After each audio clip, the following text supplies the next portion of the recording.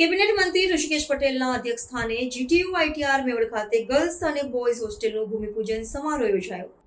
Gujarat technology university Ahmedabad દ્વારા સંચાલિત GTU institute of technology and research Mevad Mehsana ખાતે કેબિનેટ મંત્રી ઋષિકેશ પટેલના અધ્યક્ષસ્થાને ગર્લ્સ અને બોયઝ હોસ્ટેલનો ભૂમિપૂજન સમારોહ યોજાયો હતો।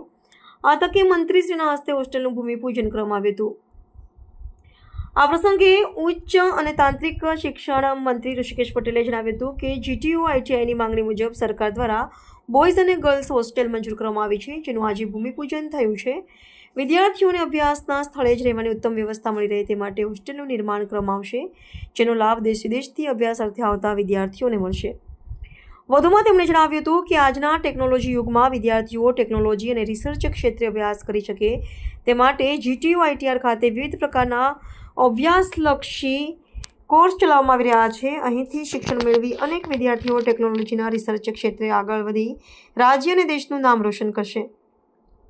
વધુમાં તેમણે ઉમેર્યું હતું કે સ્ટાર્ટઅપ ક્ષેત્રે ભારત દુનિયાના 3જા ક્રમે છે, જ્યારે સમગ્ર દેશમાં ગુજરાત સ્ટાર્ટઅપ ક્ષેત્રે મોખરાનું સ્થાન ધરાવે છે। માઇન્ડથી માર્કેટ સુધી પહોંચવા આજે અનેક યુવાઓએ સ્ટાર્ટઅપ ખૂબ મદદરૂપ બન્યું છે। આજે ઘણા યુવાઓ સ્ટાર્ટઅપ થકી એન્ટરપ્રિન્યોર અને ઉદ્યોગકારો બન્યા છે। આ કાર્યક્રમમાં મહેસાણા ધારાસભ્ય શ્રી મુકેશભાઈ પટેલ, બેચરાજી ધારાસભ્ય શ્રી સુખાજી ઠાકોર, જીટીયુના કુલપતિ શ્રી રાજુલ ગજર, બીઓજી મેમ્બર શ્રી રાજુભાઈ શાહ, રજિસ્ટ્રાર શ્રી કે એન ખેર, જીટીયુ આઈટીઆરના આચાર્ય શ્રી સહિત અધ્યાપકો અને વિદ્યાર્થીઓ ઉપસ્થિત રહ્યા હતા।